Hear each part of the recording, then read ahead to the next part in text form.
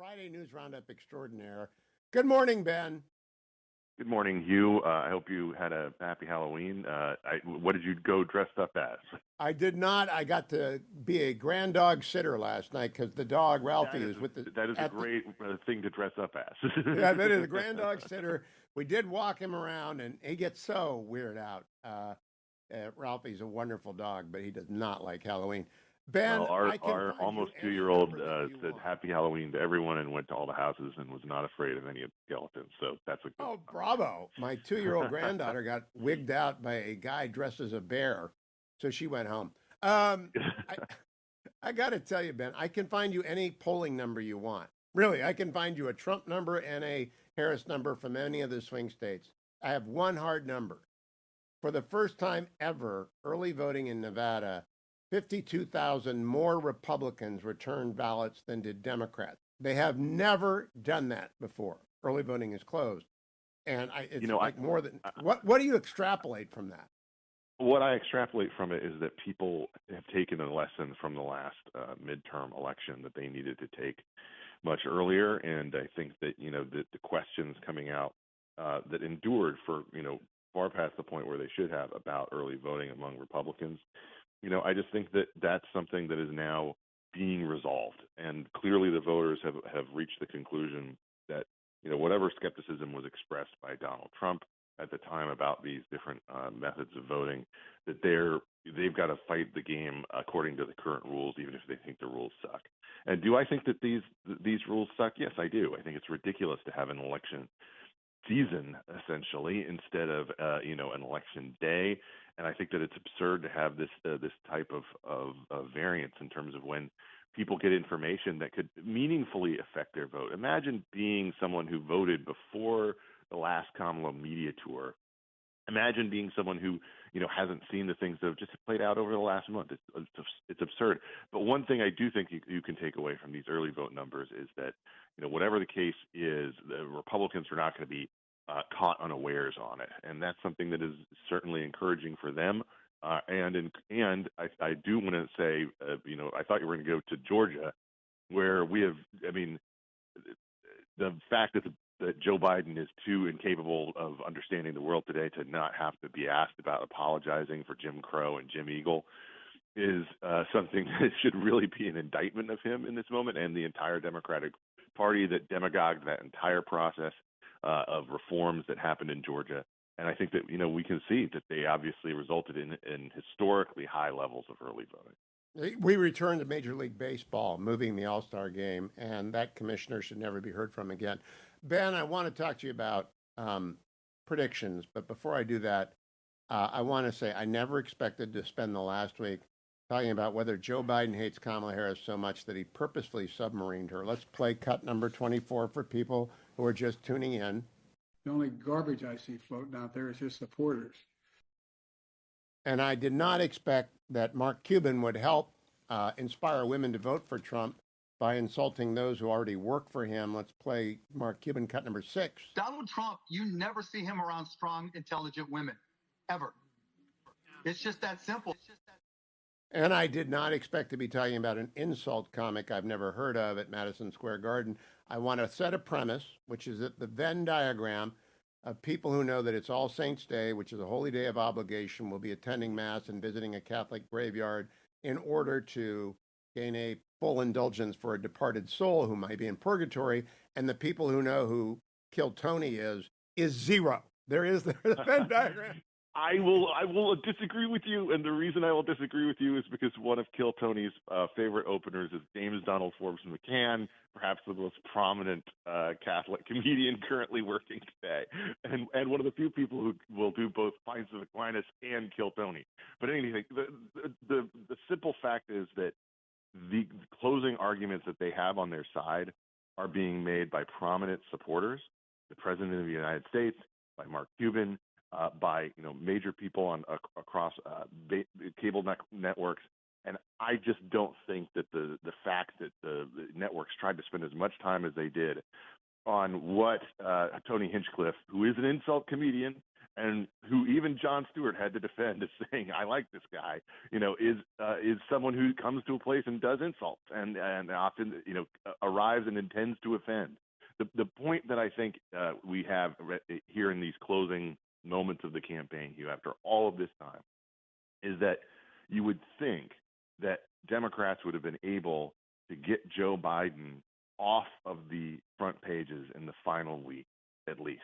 They've been trying to get him out of the presidency, off of the headlines, and away from things because of his lack of popularity. And he's been coming in, time and again over these past couple of weeks and just stomping on her message in ways that are, pretty significant. And I think give fuel to all of the arguments that people have that she's just going to be a continuation of him and his policies.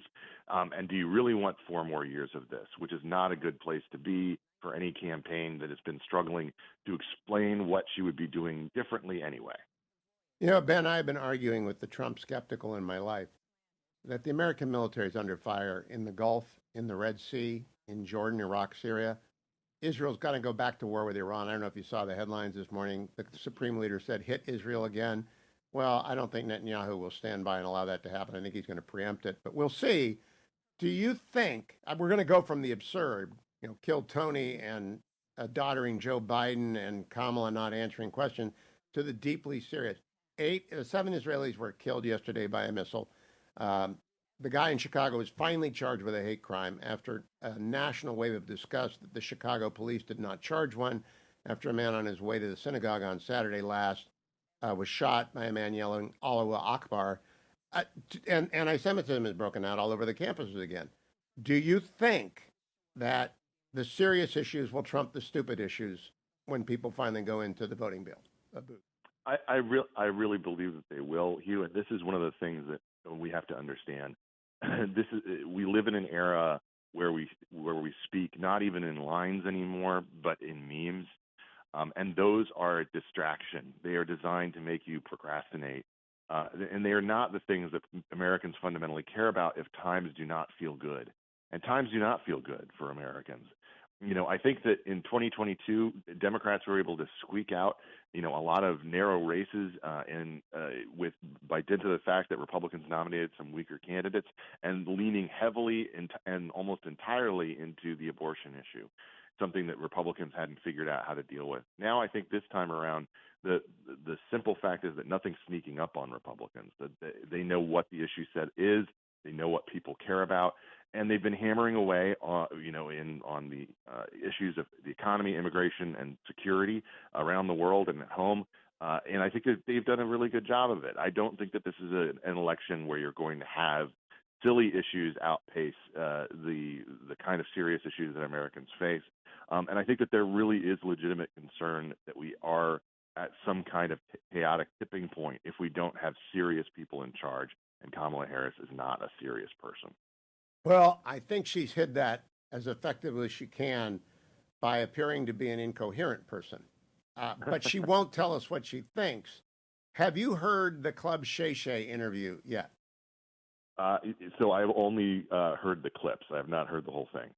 It was her worst, and it was an easy interviewer, Shannon Sharp, Yep. And she allowed him to believe that Donald Trump did not want to allow people to be paid for overtime. Not just overtime, but any pay at all.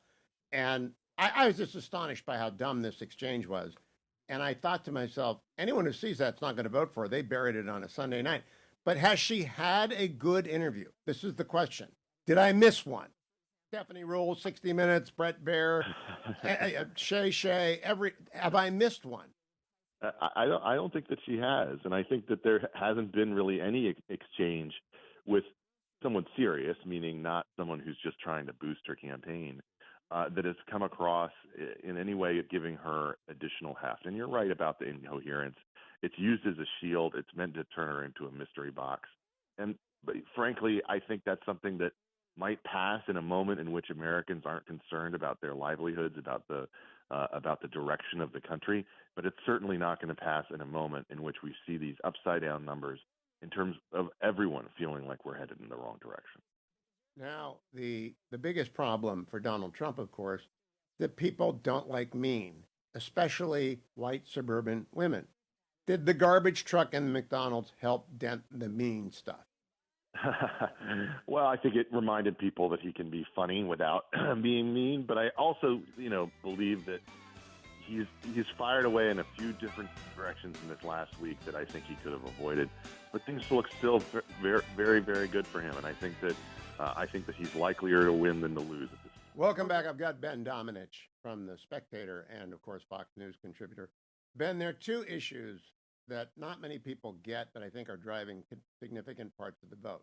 I'm going to start with J.D. Vance talking to Joe Rogan about transgenderism, boys and girls sports, that yesterday, cut number 23 from the Joe Rogan interview by J.D. Vance. Which Joe Rogan is right. I don't know about any of this stuff, and we have to play this off the air. We can put it on YouTube because he used a word banned by the FCC. What do you think about the "I'm there for they, them, I'm for you" ads and the lurking girls sports issue, which is the real issue here, boys and girls sports? So I think, Hugh, that this is an issue, obviously, that really does radicalize people very quickly who otherwise think of themselves as not engaged in the culture war. And I think that that's something that's significant, meaning this is not just a base issue, it has much broader appeal than that. The one thing is that I'm not sure Republicans generally, not necessarily J.D. Vance, who I think have figured out how to message it particularly effectively, just given that some people are actually turned off by what they hear because it sounds so crazy.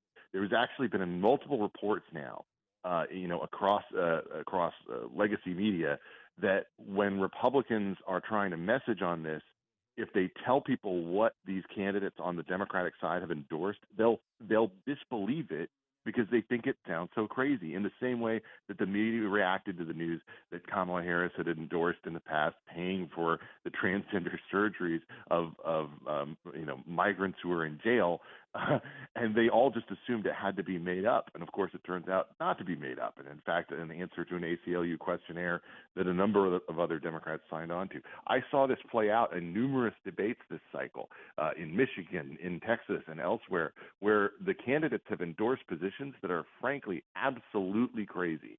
And yet when you talk about them, they sort of just shrug their shoulders and say no, or that's an exaggeration, or that's not the real issue. But when you look at the text of what they actually signed on to and endorsed, it's even more insane than you can imagine. And so what I do think is, coming out of this election, this is not an issue that's going to go away.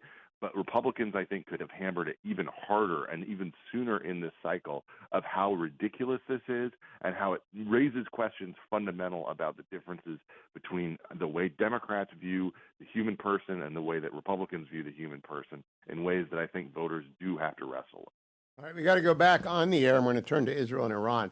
Do you agree it's a submarine issue among white suburban moms and dads?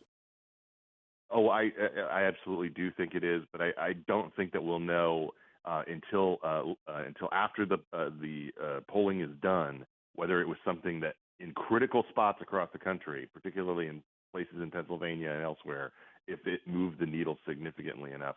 And I hope, frankly, for the sake of bipartisanship on the Israel issue, that it does, because they need to, I think, get a real rude awakening on the left about the way that they have strapped themselves in on this issue. We're coming back with Israel and Iran on air. Stay by. Ben, Financial Times, the best newspaper in the world. Its lead headline this morning: oil prices rise after Iranian commanders vow response to Israel attack. Times of Israel also reports that Khamenei has ordered a reprisal. I believe that Netanyahu will act preemptively like 1967 and not be Golda Meir like 1973. They can't afford to get hit again. 7 Israelis were killed by a Hezbollah missile yesterday. Does this matter in our election? Because I don't think Kamala Harris can find Iran and Israel on a map.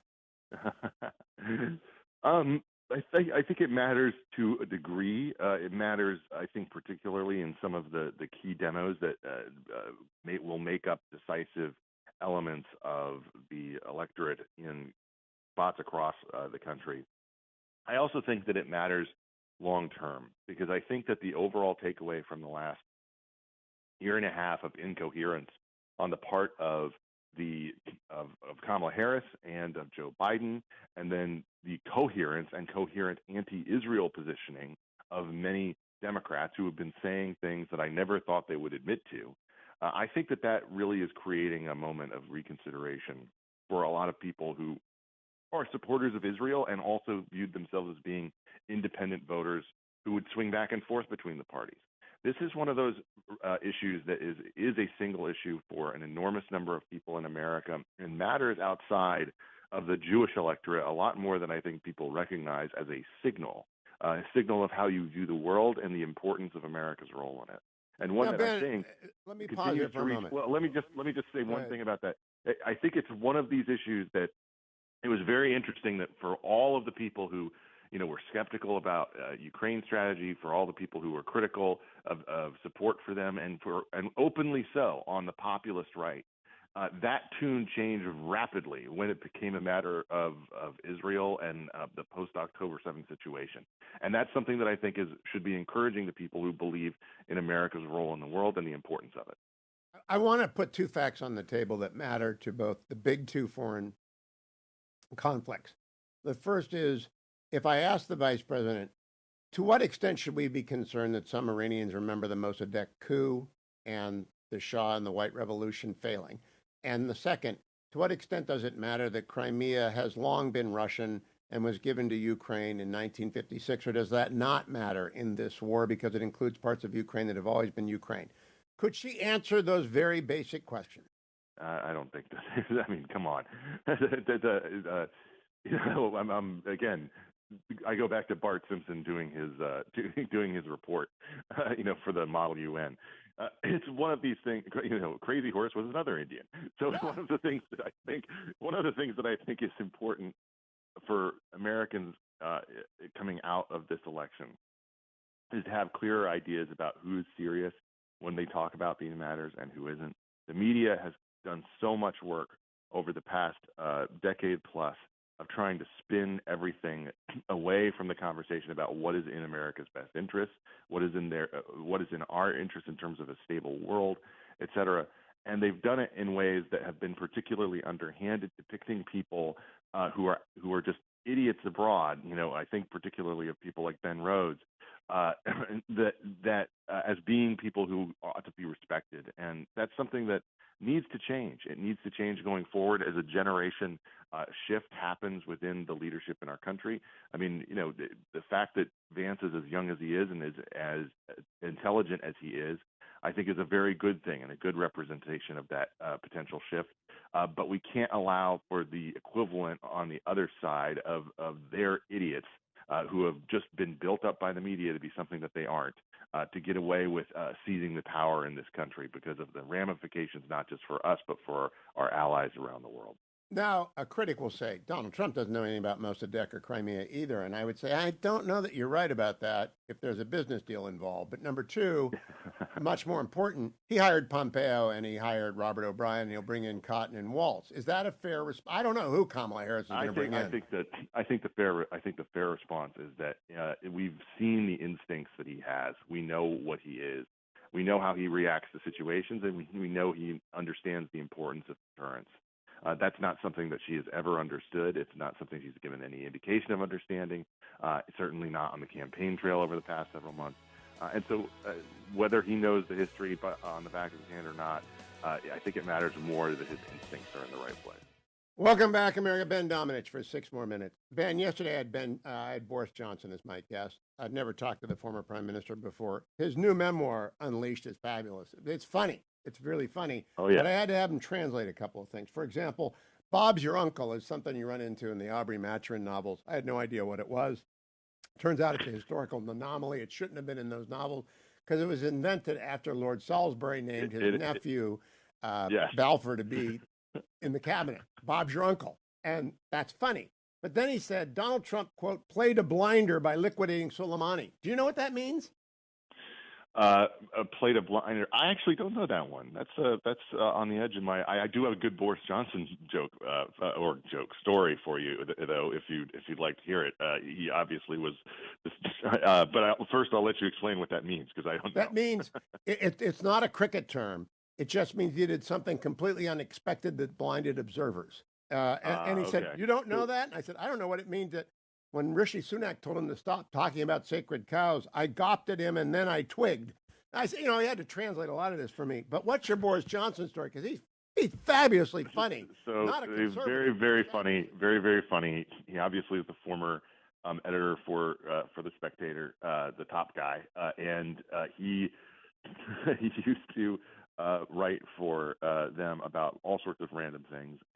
And as a columnist and that kind of thing, after he got out, he was asked to review some automobiles that he was given access to, which he was very hyped up about. He was going to go ride them all around Europe and then write some piece about the joys of driving, and et cetera, et cetera, et cetera. He's overdue for this piece, and then finally he files it, and it's just brilliant, and it's humorous and entertaining and all that kind of thing. And then when they go to pick up the cars, they find that they've all been booted because he's never driven them. They've just been sitting. They've been sitting in front of his house this entire time. He drove none of them, and yet he wrote this fantastic, entertaining piece. So that is Boris at both like his best and his worst. It's like why you understand why he had so much success in politics, and also why you understand why. I have two more Boris Johnson questions for you. Do you? On a side. Amal Clooney, the wife of coffee ad man George. it's so just dismissively funny when you think he wrote this before George Clooney helped walk Joe Biden off the stage. Of course. And then of course. I had no idea what it meant when he wrote, it was our job to get Jude the Obscure to Christmandster. Do you? I'm just checking whether or not I'm dumber than most people. I'm sorry. I know many obscure British witticisms, but and including many from the Aubrey Maturin novels, but I don't know that one either. That is about a Thomas Hardy novel, and I said, well, I'm not really into Thomas Hardy. I read one book by him and didn't understand it, but he wouldn't answer my question about whether he's coming back into politics. What do you think? Oh, of course he is. He can't resist it. It's in his blood. So he'll be back. It is inevitable. My last question: prediction for Tuesday, Ben Domenech. I think that my prediction is that we're not going to know the answer on Tuesday, and that there's going to be a very long count. But I think that the former president has the advantage, and I think that if he holds it, if he's able to hold it in Pennsylvania, then I think he will win. Your prediction is exactly my prediction, but I've been wrong in 2016, 2020, and 2022. So maybe I should doubt myself then. But hey, that just means you're due. That's it. Like Aaron Judge was so due and didn't do, right? Yes. He was awfully due. Ben Domenech, thank you. Be well. Be Domenech on X. I'll be right back.